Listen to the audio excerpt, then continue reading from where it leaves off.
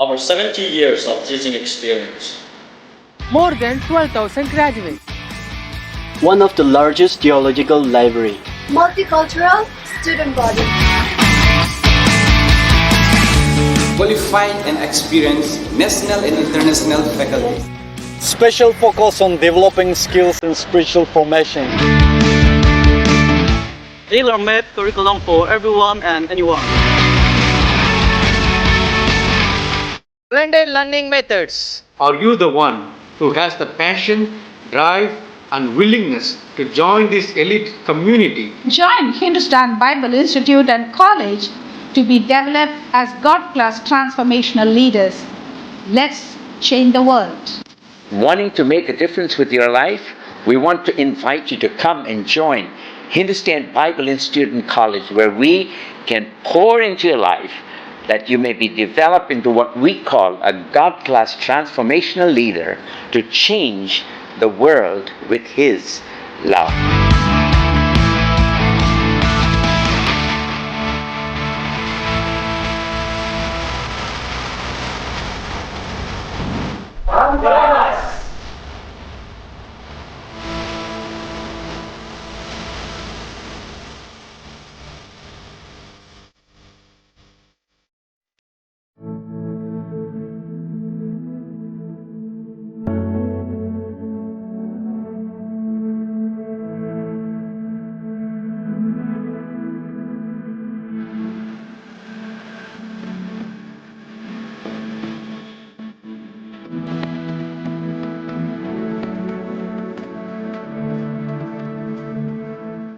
Now let me thank God for the grace of His word. The word itself is a grace. For the grace of going deep into the songs of the servant, suffering servant, songs full of inspiration and devotion, in lining with the flowing theme of this academic year, called Commission and Consecration for Holistic Transformation. I was inspired to reflect on the call and commission of the servant of Yahweh.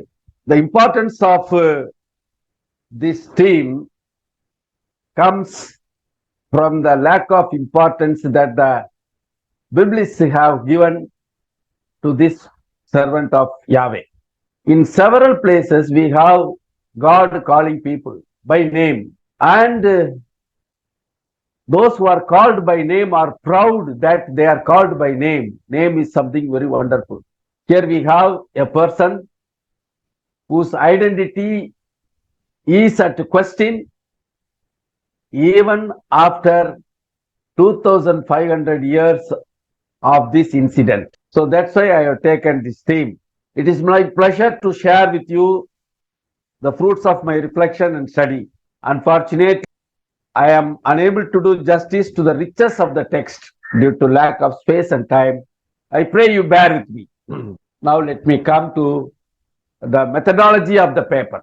Now, the methodology that I have taken for this analysis is the methodology of biblical intertextuality. 20th and 21st century has witnessed several methods of approaching biblical passages to get a clearer interpretation of the text and to get a reasonably satisfactory understanding of the text. Exegetical methods and hermeneutical approaches vary from author to author, country to country, time to time. The term intertextuality is used ever since 1969, but in intensity, it is from 1989. Forster, Hayes, Kristeva, and Hollander are the earliest scholars who brought intertextuality to the foreground. Intertextual analysis studies the similarities and dissimilarities or the interdependence that exists in the text and aims at recognizing the thematic and literary continuity by comparing two texts either in the same book of the Bible or from one book with another book of the Bible, or one passage in the Old Testament or another with another passage in the New Testament. As per intertextuality, all words in a text refer back to some former reference. Whatever is the word we have, it has some former reference. Thus, more emphasis is given to view of the readers, how a reader relates the given text to the already existed text.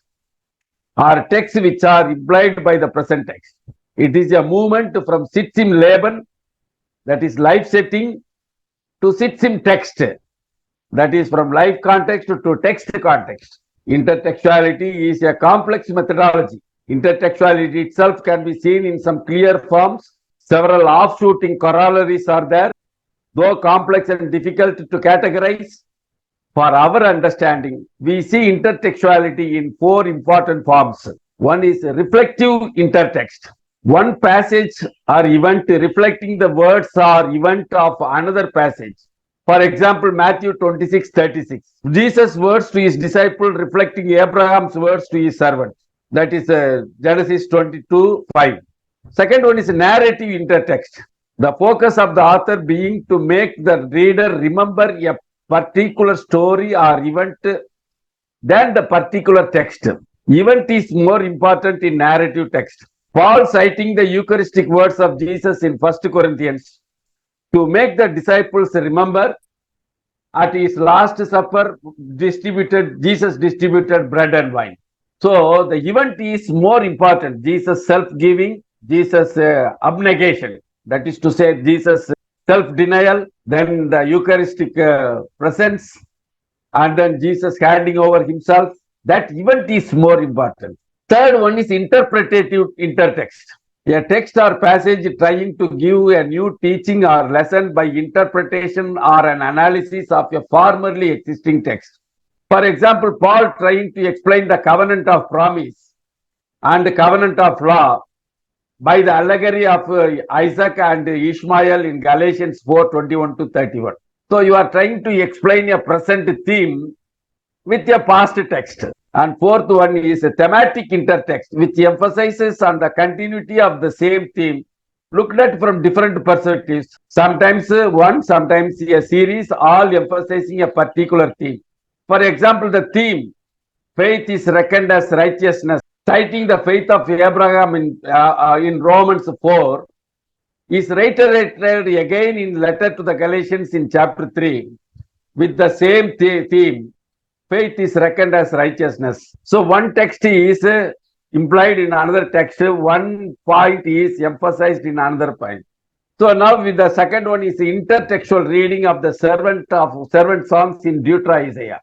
Now the four servant songs in Deutero-Isaiah is a peculiar text. You don't have a parallel literature or a similar literature, either in the Old Testament or in the New Testament, similar to that of the servant of Yahweh's songs, which are expounded in chapter 42, 49, 50, 52. It is wise to read all the four texts together and see how they are interrelated, interconnected, and progressing from the call of the anonymous servant by Yahweh, ending with Yahweh allotting a portion with a great and made him a prosperous servant at whom nations will be startled. So that is a progression. Call to exaltation. That is the progression. Intertextual reading of all the four songs make us realize the thematic unity. The thematic unity is a servant. Second theme is the servant is anonymous. He is anonymous means what? No person. The intertextual as well as parallel reading of the four songs makes us see the call and commitment of the servant from the viewpoint of Yahweh. For example, chapter 42, viewpoint of Yahweh. Viewpoint of the servant, 49. Viewpoint of the fellow humans, 52. And from the viewpoint of the nations, 53. Each perspective with full meaning and relevance, opening new windows to see, recognize, realize, relive the spiritual riches of the servant. Once again, I am reading the last line.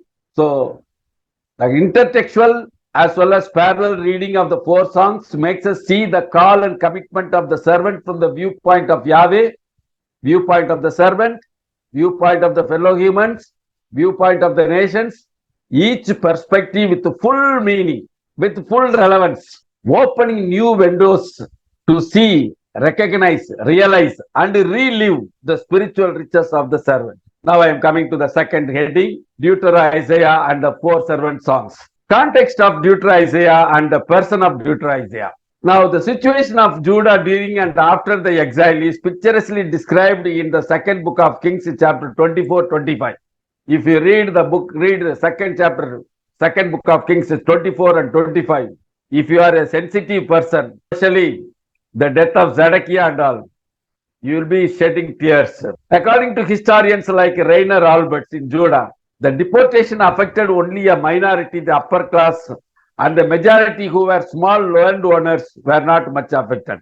In Babylon, those who were exiled into Babylon, the psychological trauma, loss of temple and state, loss of their status, sense of being deserted by Yahweh, sense of being defeated, made their problems more psychological than material or social. Materially, they were prosperous. They could not succeed to give a theological interpretation to a failed history. Very important sentence. To such a people, prophetic messages which were more condemnatory were not appealing. Hence, a new message with a new attitude need to be given to these people. Scholars like Rainer Alberts consider Deutero-Isaiah to be a group. It's not a single person, it's a group which raised its voice among the exiles in the last decade before the downfall of the Babylonian Empire around 539 BCE. The group remained anonymous, developed its thought on the preaching of the pre-exilic prophets of from the oracles of salvation that we have from them. We consider them to be a group of liturgical people, probably temple singers and cult prophets from Jerusalem temple with a nationalistic attitude, and was very much imbibed with the words of Isaiah. So Deutero-Isaiah may be considered a collective name, more interested in the hymns of praise, trying to find out the divine purposefulness in the events of history, going to the roots of Yahwistic monotheism. Now we come to the function of the servant songs in the overall message of Deutero-Isaiah. Overall message of Deutero-Isaiah is salvation. Now to this theme, how does the servant songs contribute? Politically and internationally looking at the Babylonian exile, one would say that the kings of Judah repeatedly rebelled against the Babylonians after the Babylonians overpowered the Assyrians. Nebuchadnezzar wanted to put an end to this, and so he ordered an exile of all leaders of Judah to eliminate the possibility of any further insurrection. This is a political vision. Politically, we are diagnosing. But from the spiritual perspective, the Babylonian exile was a punishment to the arrogance of the people of Israel, especially the ruler class and the elders. So the Babylonian exile was a punishment from Yahweh, and the Babylonian army was an instrument in the hands of Yahweh to punish Judah. Now, what is the approach of Deutero-Isaiah? Deutero-Isaiah takes both the political as well as the spiritual perspective. And for him, salvation consists in being liberated from the political and social oppressive forces, as well as being liberated from any miry clay of sin. All the songs of the servant intensify the theme of salvation, which is the central theme of the book of Deuteronomy.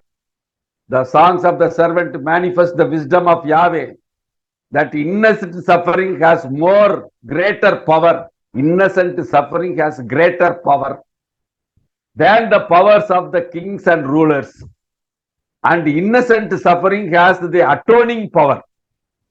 So the power to change the onlookers. When I see somebody innocently suffering, I feel guilty. It has the power to change the onlookers, people and nations, and usher in the gift of salvation to the nation. The central theme of salvation is initiated in the first song as salvific justice. So first song is introducing the theme Mishpat, gradually and progressively getting unfolded in the successive songs. This Mishpat, salvific justice. It is not a retributive or distributive justice, but it is salvific justice. Okay, salvific songs of the servant, reaching the climax in the servant's great intercession and for the transgressors. This great atonement for reconciliation is followed by comforting Jerusalem and is concluded with the invitation to the abundant life that is a sign of salvation. Now we come to the third chapter, anonymity of the suffering servant. What is anonymity? Anonymity is vulnerability. Identity is a credibility. Today's world, we have identity cards. Why? You want to show yourself as a man of credibility. Identity is a way of proving one's authenticity, value, accountability. Anonymity is described in the dictionaries as namelessness, innominatedness, unremarkability, unremarkableness, characterlessness, and singularity. So anonymity means it is no person. How anonymity is described generally? Namelessness. Every person born in the world is given a name. And name is the first identity a person receives in the world. Name evokes feelings. When somebody calls me by name, I feel elated. There is a strong interrelation between name and personality. The study of personal names in a multidisciplinary field called anthroponymy, attracting the interest of anthropologists, linguists, and philosophers of language. Our name has the power to influence our career path. Our name has the power to influence the city of residence, academic achievements. Our name has the power to decide longevity, the quality and the effort we put in work, being hired for a job or accepted in a school. Everything name is needed. And even the person would commit to. So the tricky question is not anymore, what is your name? But instead, what signals does your name send and what does it imply? Finally, we understand that there is an innate urge for making an impact on the feelings and thought process of your. Then you have parental anonymity. Parenthood is a role and identity that is respected and admired. It is also life-changing and lifelong. Okay, explains Blake. When a parent does not have an active relationship with their child, they might feel they have failed in their role, bringing feelings of intense pain and shame, changing and challenging how parents think about themselves and who they are. Spatial anonymity. A person without a place name or without the place of origin could imply so many things. He could be a refugee, a repartee, or a nomad, or a wanderer, or a sojourner, or even a beggar. In all these tenses, a person without a place name is in a vulnerable state and in a state exposed to dangers. Last one is professional or skill anonymity. A person whose profession is not mentioned might mean either he has no profession or mean profession which is belittled by others. When I have a profession which is degrading, I don't want to tell the profession. So the suffering servant will come to know what was his profession, we do not know. In either case, it means the person does not have the capacity to live a decent living. He is untilled, less competent, hopeless and incompetent. The anonymity expressed in all the four categories make the life of the person very, very vulnerable and seems to be in a position of total powerlessness. Anonymity of the servant in the four songs. Let us begin with the anonymity of the author himself. The book of Deutero-Isaiah begins without any introduction. Prophetic books like Isaiah, Jeremiah, Ezekiel all begin with an introduction which would help us to get some identity with regard to the prophet. The prophecy continues with the prophecy of Isaiah of Jerusalem of 8th century BC. So 8th century BCE prophecy goes up to chapters 1 to 39. Immediately chapter 40 begins the prophecy of Deutero-Isaiah without any introduction. As is the author of the prophecies of Deutero-Isaiah, so also the servant who is described by this author, he is also presented in a very mysterious manner. Deutero-Isaiah has several references to the servant in the book, except the suffering servant. In most other references, the word refers to Israel or Jacob, etc. Only in the four songs, the servant is not mentioned who he is, but he is mentioned with the title suffering.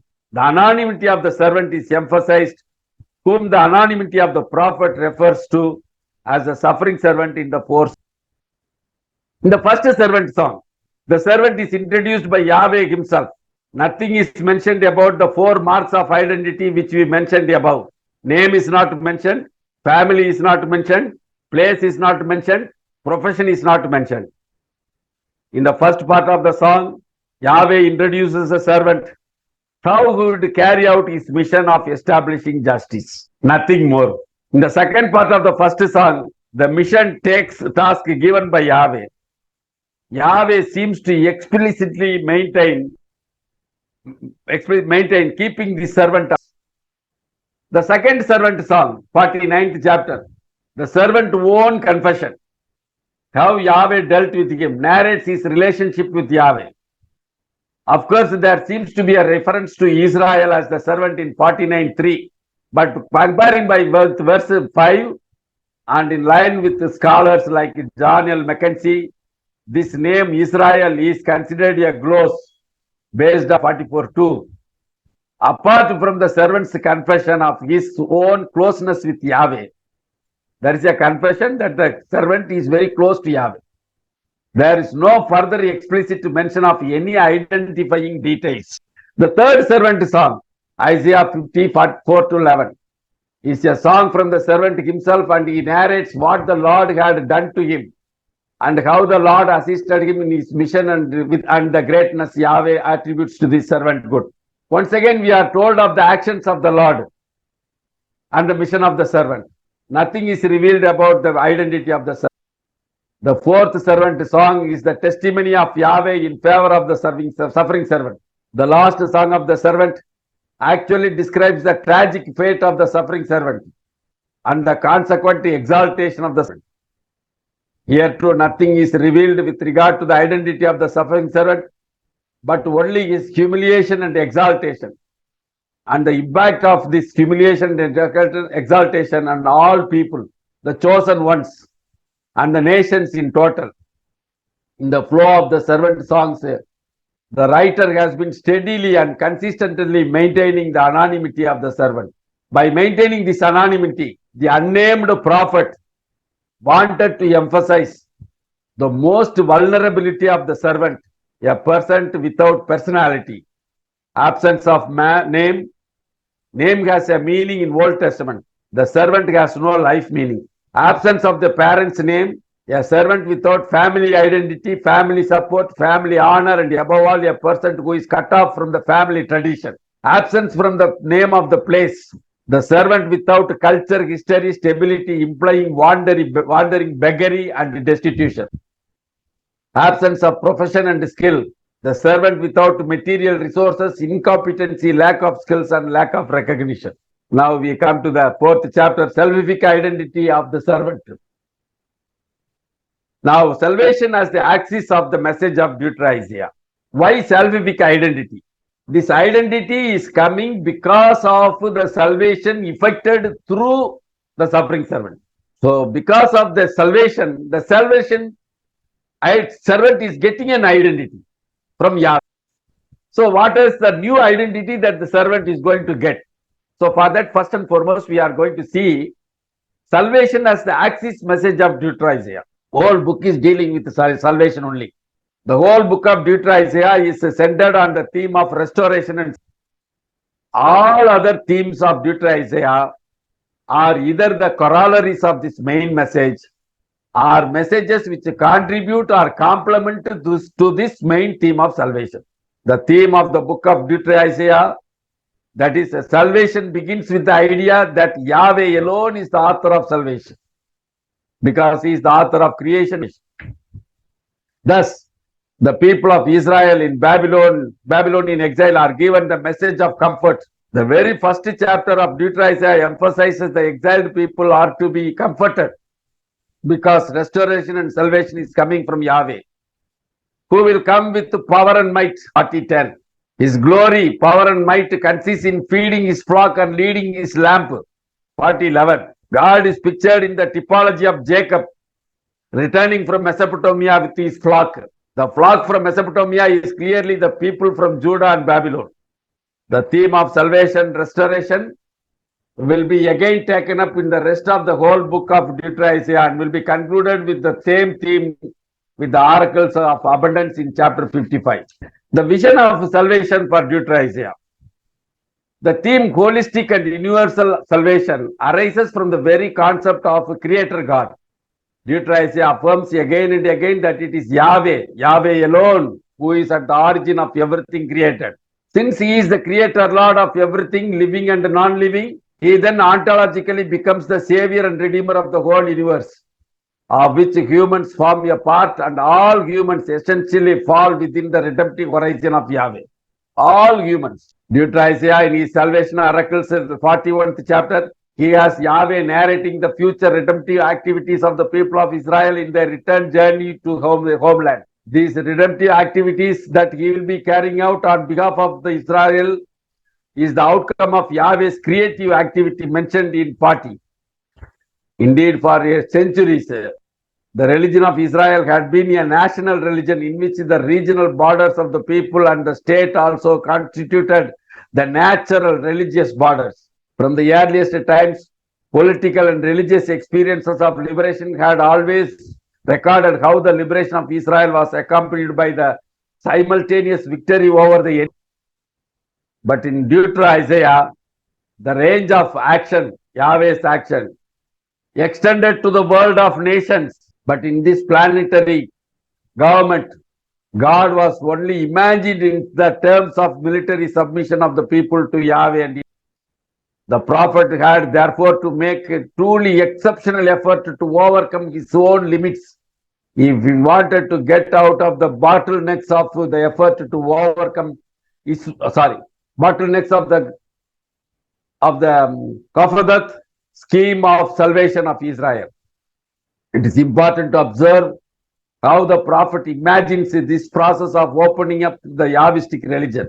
So the whole Yahwistic religion is taking a different shape in Deutero-Isaiah, and Deutero-Isaiah's hero is the suffering servant. Now nobody forces them to accept this invitation. But since they seeing liberation work from that Yahweh has planned for Israel, they can be convinced that Yahweh is the only God and Savior.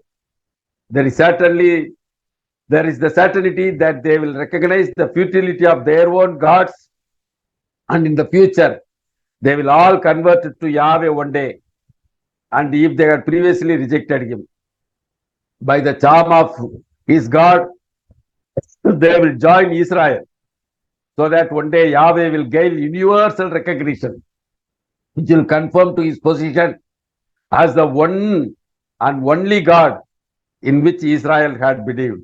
The universalistic openness of Yahwistic religion therefore does not exclude or abrogate, in the opinion of God, the special particular relationship of Israel with God, but rather has in it its a constant lasting presupposition, implications and essentials of salvation.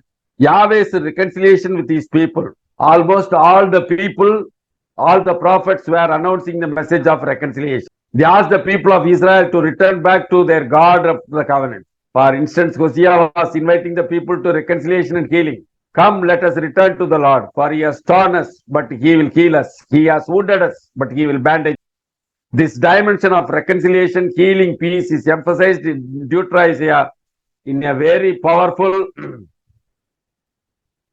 emotional imagery. For the mountains may depart and the hills removed, but my steadfast love shall not depart from you. My covenant of peace shall not be removed. 54:10. The mountains and hills are symbols of permanency and stability. God's compassion and steadfast love, covenant of peace, are more permanent, never be moved or shaken.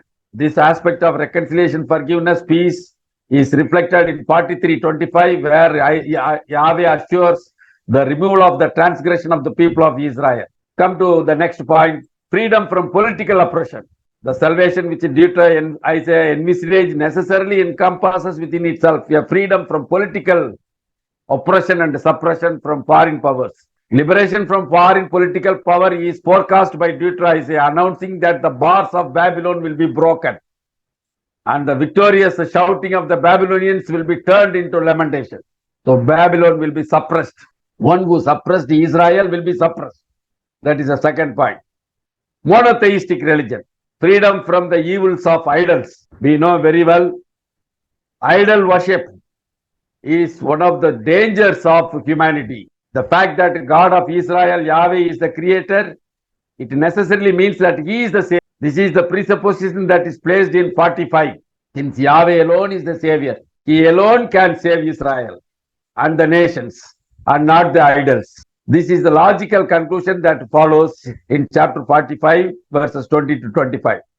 Okay. Idols are carried in the street by those who fabricated them. Idolatry was condemned by the prophets because idolatry made Israel misrepresent the name of God, taking his name in vain. It was in idolatry that they ignored the Sabbath's purposes and led to dishonoring of parents.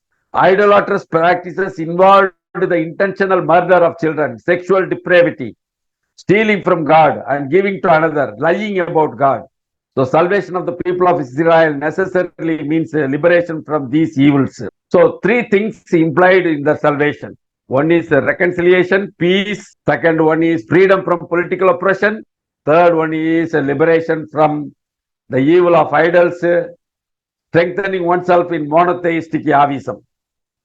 Now, material prosperity and fullness is another symbol of salvation. We know that it was already emphasized in Isaiah chapter 55 and so on. Now we come to the next one, 4.4, that is Yahweh's new way of bringing salvation and the identity of the servant in the songs of the servant. Identity of the servant. Old Testament narrates several stories and incidents to demonstrate that Yahweh comes voluntarily to offer humankind the gift of salvation. Okay, and now he comes to offer salvation through the suffering servant. What is the identity that the servant is getting? The first identity, the identity of being the servant of Yahweh himself. So the servant, Yahweh's servant, that is the title. The greatest identity one can win in the world. In 42:1, Yahweh introduces the servant. Ken, Abdi.